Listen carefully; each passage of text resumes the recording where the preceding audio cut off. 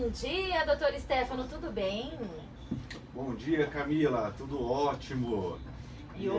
Tudo bem também. Hoje, doutor Stefano vai falar sobre ética e sigilo profissional na psiquiatria. E quem vai participar conosco é a doutora Vanessa Venturim, é médica psiquiatra formada na FACERES em Medicina e fez residência em psiquiatria pela Universidade Estadual de Maringá. Bom dia, doutora Vanessa, tudo bem? Seja bem-vinda. Bom dia, muito obrigada. Bom dia, doutora Vanessa, muito obrigado pela disponibilidade de vir aqui estar com a gente. Ô, doutora, a gente percebe muito aí na questão da psiquiatria que quando uma pessoa tem algum problema, a família, os amigos sempre querem se envolver, sempre querem saber como está, querem se intrometer nos tratamentos. Isso gera um desgaste muito grande, né, para a pessoa, para a família e até para o profissional. E assim, eu gostaria que você falasse um pouco como que é para o profissional a necessidade dele manter o sigilo desses pacientes psiquiátricos, assim, quando eles podem representar um risco para si mesmos ou para terceiros. Como que fica essa questão? Primeiramente, muito obrigada por me receberem aqui. Bom, tem alguns casos, né, que nós podemos quebrar o sigilo apenas quando for, né, em condições que ele cause risco a si ou a terceiros. Caso contrário, a gente estaria omitindo, né, uma obrigação civil nossa em ordem pública. Contudo, em questão dos familiares, que o senhor mencionou, o que eu sempre opto com os pacientes, sempre comento com eles, é um exercício de empatia, né? E se fosse comigo, eu gostaria que essa informação fosse divulgada. Então, basicamente, nós optamos sempre por manter o sigilo. É difícil casos que nós, né, não optamos por isso. Entendi. E assim, quem se intromete mais? É marido, é pai, é mãe, é empregador? Quais são os maiores riscos e desafios assim que você entende? Eu acho que todos eles, né? Todos eles. Mas principalmente familiar próximo, né? Mãe, pai, esposo, companheiro. Esses são os que mais tendem a querer uma opinião. Só que não é porque ele é um paciente acometido por uma moléstia psiquiátrica que ele está isento, né, de direitos. Na verdade, ele tem todo o direito de ter, né, as suas informações seguras, para ele poder se sentir seguro. A menos que ele esteja causando um risco ou comprometendo a ordem pública, eu não vejo motivo para não manter. Sim. E assim, quais são as principais dificuldades que vocês enfrentam para compreender ou comunicar para esse paciente as suas condições? A maior dificuldade, eu acredito que seja ele não aceitar o diagnóstico, que é a grande maioria, né? O paciente que está cognitivamente fragilizado, ele não consegue compreender muitas vezes, né, a abrangência disso. É aí que entra a abordagem um pouco mais ampla, que a gente consiga ver ele em todos os aspectos da vida dele. Então, tem todo um trabalho multidisciplinar, psicológico, às vezes assistente social. E aí, às vezes, em alguns casos, em que o paciente é muito resistente, né, a fazer tratamento ou a aderir a alguma proposta, a família é interessante, né, colocá-los eles nesse âmbito de tratamento. Até porque uma rede de apoio aos pacientes é extremamente importante.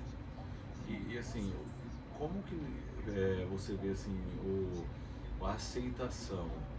É mais fácil a gente conseguir uma aceitação de um paciente que está num estado depressivo ou que ele está num estado de mania? Da mania, com certeza. Porque o paciente da mania, ele não tem crítica de doença, ele não sabe, a maioria deles, raras exceções, ele não percebe que ele está, né, no estado maniforme. Geralmente ele não tem crítica de doença, ele não tem esse insight, nossa, estou em mania. Então é muito difícil ele aceitar. Agora o paciente que está depressivo, que é uma moléstia de ansiedade ou alguma coisa assim, ele costuma ter uma crítica um pouco melhor. Então ele consegue entender melhor a doença. Já o paciente que está maniforme, que está um pouco psicótico, está fora da realidade, ele tem mais dificuldade, muito mais. Ele acha que agora que ele está bem, agora que ele está saudável, as pessoas... Ele pode parar a medicação. E as pessoas estão indo contra ele, né? Exato, ele tem a gente chama isso de um delírio persecutório, né? Ele começa a achar que as pessoas estão contra ele, ou as medicações estão envenenadas. Então, assim, é muito mais difícil tratar um paciente desse do que tratar um paciente que é colaborativo com o tratamento. Entendi. E a família aceita bem esses tratamentos? Algumas sim, algumas não. É todo um trabalho psicológico da equipe inteira com a família e com ele também, porque nem sempre a família está disposta a aceitar. Não é um diagnóstico fácil de ser aceito, né? Tem muito estigma, né? Então tem que ter toda uma elaboração na consulta junto com os dois, em conjunto, eu acho. E doutora, é um tratamento longo? A maioria é. Se for uma doença de um quadro ansioso, um quadro depressivo, geralmente a gente pede em torno de 6 meses a 1 ano para estabilizar o paciente. Às vezes vai tomar mais tempo. Agora, se for um paciente que ele está cometido por uma doença crônica, aí é pro resto da vida que ele tem que ficar tratando. Aí a gente não tem como parar o tratamento, porque ele está em remissão. A gente pode estabilizar, deixar ele numa dose menor, deixar de fazer algumas coisas que ele não conseguiria no início. Mas nos primeiros momentos é mais difícil. E uma depressão, ela pode ser tanto temporária como ser crônica? Crônica, pode. Ele pode passar o resto da vida no estado. É o que a gente chama de transtorno depressivo recorrente. E ele vai ficar estável, mas ele nunca vai... o cérebro dele nunca vai estar 100%, né? Vamos dizer assim. Então isso pode ser decorrente de uma tardia... diagnóstico? Diagnóstico tardio, Também. tratamento tardio. A maioria sim, porque na psiquiatria, a maioria dos pacientes, eles têm uma resistência, né, a procurar o psiquiatra. Então, às vezes, a doença já ele tá cometida há 1 ano, 2 anos, que é o que a gente mais ouve, né? Piorou há 2 meses, mas já vem acontecendo há muito, muito tempo. Então, acaba que vai cronificando, o tratamento vai sendo mais difícil. E assim, uma coisa que eu observo muito, que eu converso muito com as pessoas, é a questão da religião. Tem gente que acha que só indo à igreja, indo ao templo rezar, vai ser curado. E não vê que o médico, quem fez foi Deus. Quem instruiu o farmacêutico, os pesquisadores para fazer medicação foi Deus. Sim. Foi o Espírito Santo. Como que você vê isso no dia a dia? A questão da igreja, existem igrejas que têm um caráter mais conservador que pode prejudicar isso, ou não? Não sei se você também quer entrar nessa ferida, né? Mas é uma questão que eu tenho observado muito. É uma questão importante, assim, a religião, na verdade, assim, lendo, ele é um fator protetor aos pacientes, geralmente.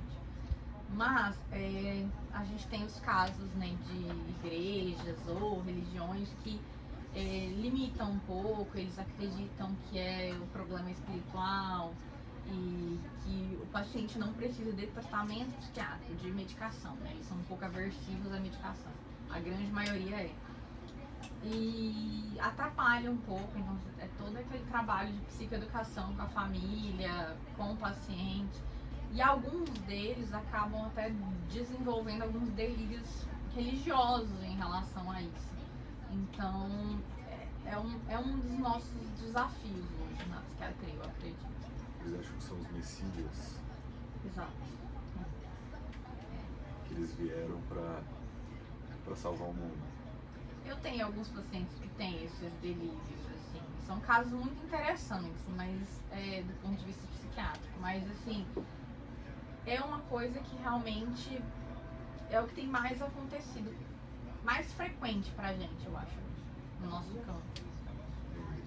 E assim, quando a pessoa está em delírio, são geralmente pessoas muito inteligentes, né? Varia.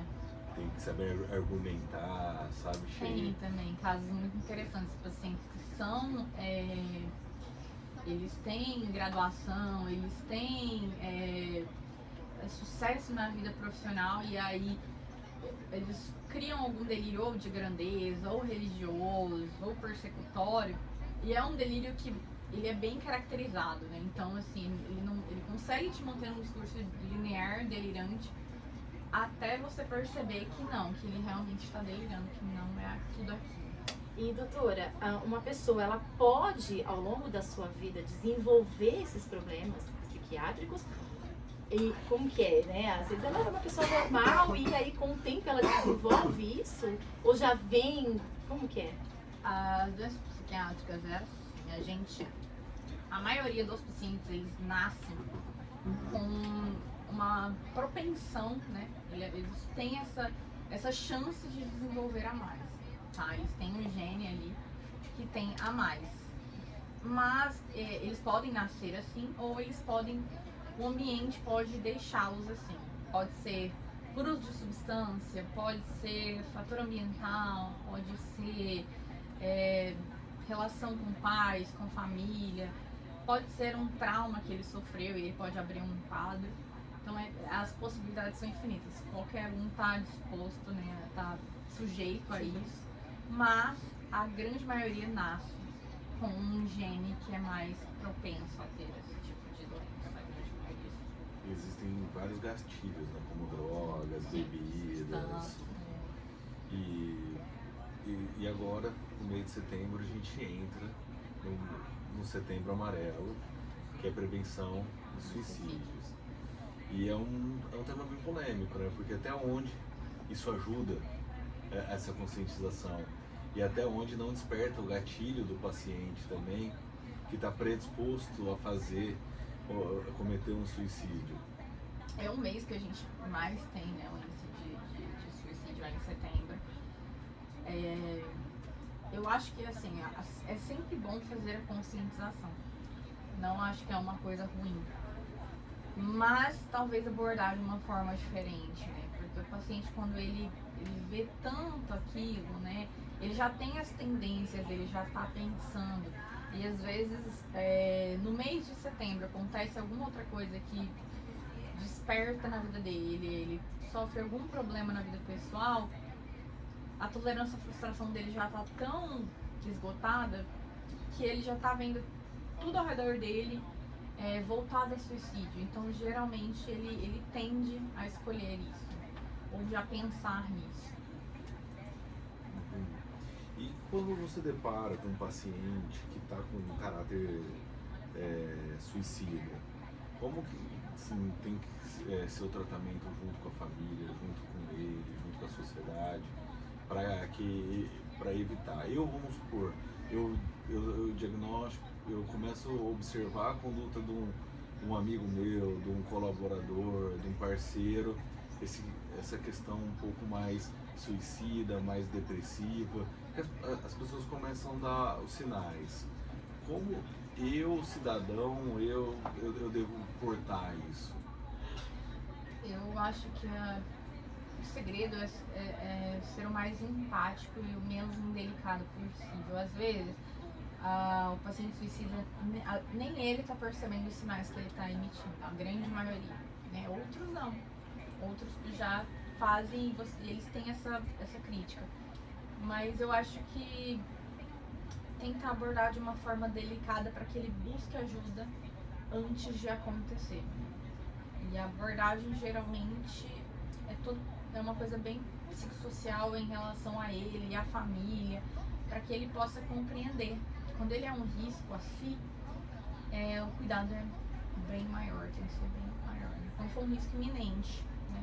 Porque a gente tem algumas coisas na psiquiatria que o paciente, na grande maioria das vezes, ele não é um risco iminente. Ele tem aquele pensamento, né? Mas ele não chegou a tomar a decisão, ele não chegou no ponto de que ele vai fazer.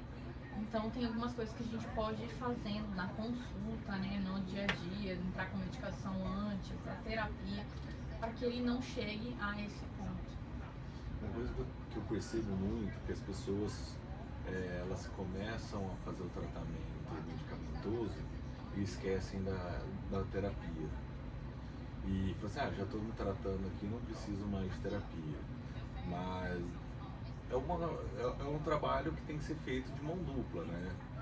Um complementa o outro, não um exclui o outro. Como que você vê isso? Eu sempre peço para os pacientes fazerem terapia. Eu costumo falar que a terapia vai te ajudar mais que a medicação, na grande maioria dos casos. A menos que ele seja um paciente psicótico crônico, né? A menos que ele tenha uma doença que ele esteja psicótico no momento em que precise de medicação. Mas eu acho que é um trabalho em conjunto. Eu acho que a psiquiatria não trabalha sem a psicologia.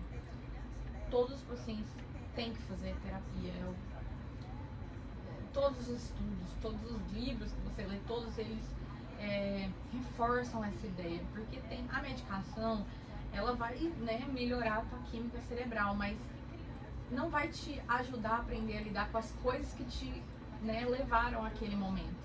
Então, a terapia é pra gente aprender a lidar com as coisas que nos afetam tanto, porque a gente não consegue mudar o que está ao nosso redor, a gente consegue mudar como a gente reage a elas. Então a terapia é exatamente para isso. Eu acho fundamental. Doutora, você falou da importância da psicologia estar junto, né? Até era uma pergunta que eu iria fazer.